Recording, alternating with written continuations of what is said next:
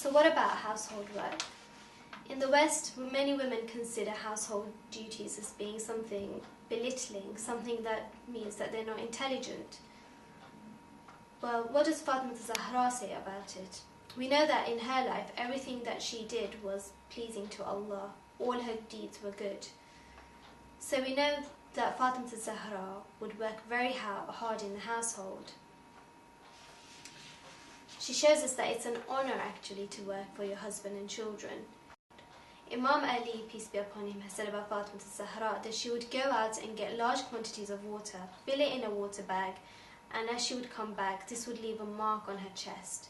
She would ignite so much fire that her clothes would get dirty from the dust and the smoke. And she would be operating the grinding mills till her hands would bleed, working hours together, and her clothes again becoming dusty. So this shows us how hard she used to work. I mean, we don't even have to work half as hard because we already have flour available. We don't have to grind it. If we wanted water, we just have to open the tap. But the point is that Fatima Zahra showed us that it's an honor to work in the house, and there are still lots of household duties for women, as they would all agree. And the thing is that Imam Ali alayhi salam never forced Fatima Zahra to do any of this. She did this out of her own free will. And it's indeed a good deed, a deed that is loved by Allah. So what are the rights of man and a woman in a relationship? Many women, if you ask many women, they would just think, oh, we don't have any rights. And if you ask men, they would think, oh, the woman has to obey me. But this is not entirely true, because the man has to also fulfill certain conditions for the wife to obey him. And only after he fulfills these conditions is the wife obliged to obey him. So these conditions are that he should fully, for one, provide for his wife's necessities, clothes and food. And this doesn't mean once every 10 years. You know, once, every time she needs something, he should provide for her. But also, apart from clothes and food, he should provide for her a comfortable, healthy and a good, calm environment. So you shouldn't smoke in the house or be angry and kicking chairs and whatever, because this is not healthy, this is not comfortable, and this is not a calm environment. This is the right of the wife. He has to secondly, he has to express his feelings and his love towards his wife, and his wife should respond with the same. He cannot emotionally and physically neglect his wife. So, for example, he's going through some hard times, some hard emotional times, so he decides he doesn't want anything to do with his wife.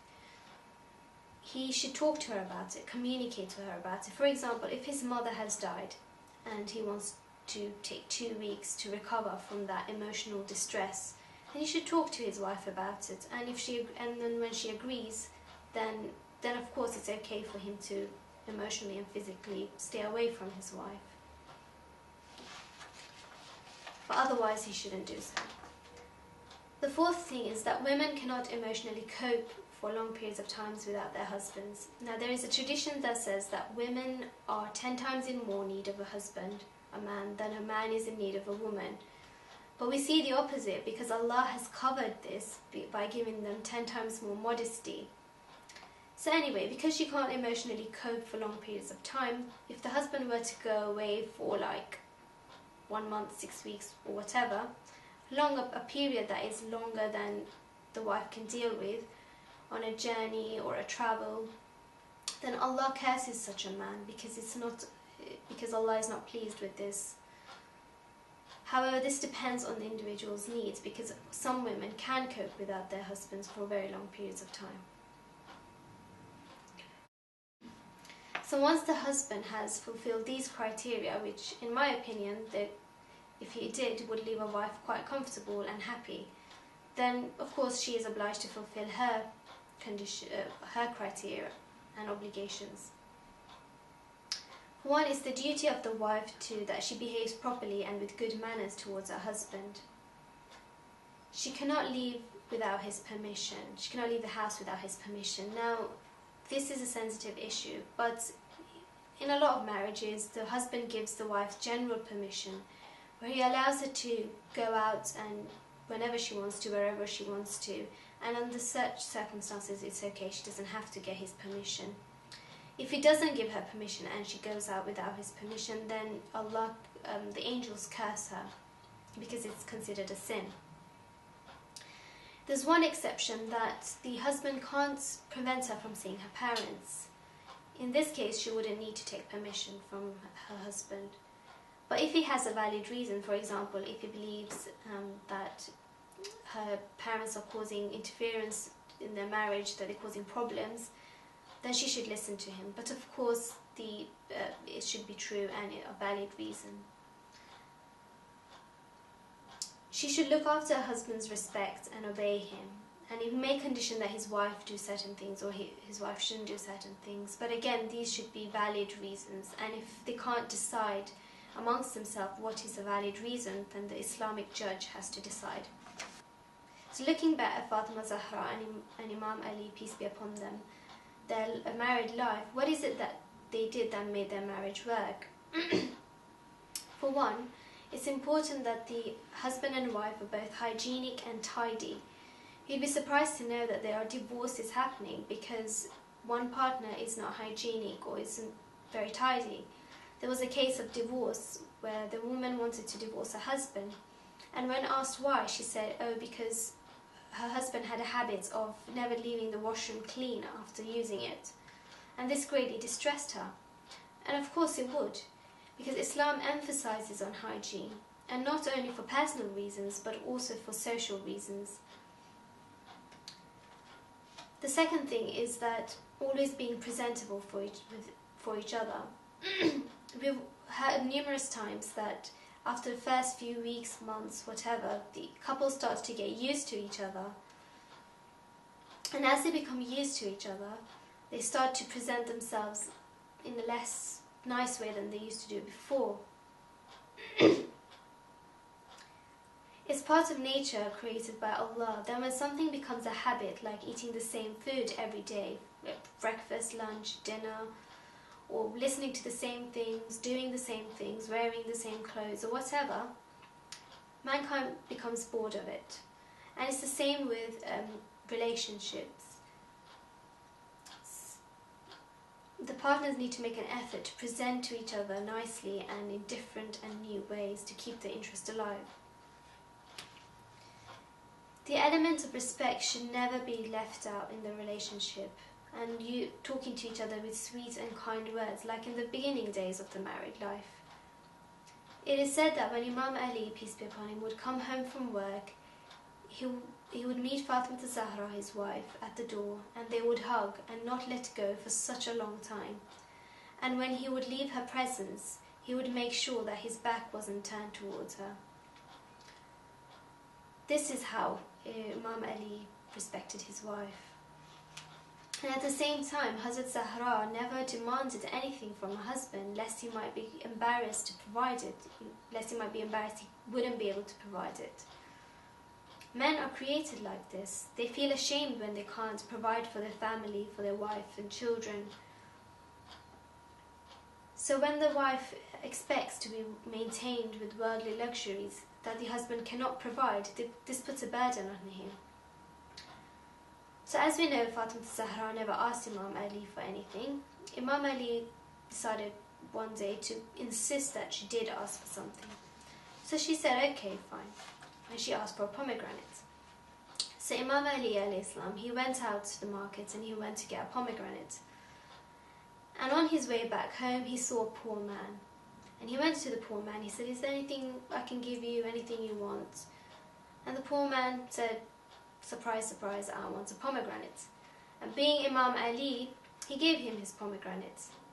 And now Imam Ali Islam went home. He's feeling guilty, ashamed.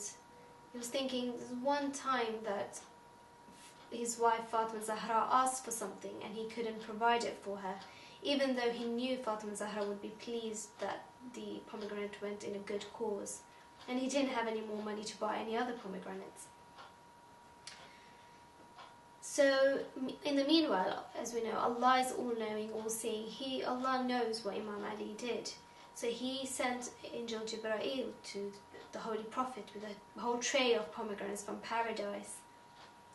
So Angel Jibreel comes to the Holy Prophet and explains what happened, what Imam Ali Islam had done.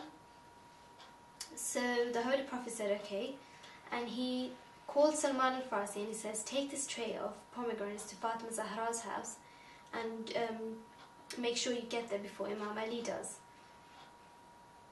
So Fatima Zahra, when she saw this tray of pomegranates, she was surprised. She said, where did this come from? So Salman al-Farsi explained to her what happens with Imam Ali, that he brought a pomegranate and he gave it to the poor man, and Allah, in return of his sincere intention, gave a whole tray of pomegranates, so that your wish is fulfilled, Fatima Zahra, and so that Imam Ali doesn't have to feel embarrassed. And when Imam Ali came home, he smelt the pomegranates and he asked Fatima, where did these come from? So she said, these are pomegranates that you sent, Imam Ali. So this story teaches us many things, but for the purpose of this talk, I'm just going to focus on two things. One is that Fatima Zahra never demanded anything lest Imam Ali couldn't provide it for her. And the second thing is that Imam Ali he worked very hard to make sure he provided for his wife. So he wasn't like, okay, she's not asking for anything, so she's probably okay, she probably doesn't want anything. He went out of his way to make sure that he provided for his wife, and that goes the same with the husband and wife. The husband should provide and work hard to provide for his family, especially his wife, and the wife shouldn't burden him with constant demands. So another thing we learned from their married life is that they weren't only mates, they were good friends with each other. They would always have games, play games with each other. And so it shows us that it's important for the husband and wife to have fun together. And this could be done in various ways. For example, when it comes to birthdays, the wife could hide the present in the cooking pot, or the husband could hide it in the roof, or whatever. This keeps a marriage life interesting and alive. Well, there are many more things we can learn from the life of Fatima Zahra and the married life of Fatima Zahra and Imam Ali, and especially how Fatima Zahra was as a wife, but then this talk would go on forever. So I pray that Allah grants us the ability to implement these things into our life and be good wives and have good relationships, both husband and wife, and take the advantages of the lessons left behind by Fatima Zahra. Wassalamu alaikum wa rahmatullahi.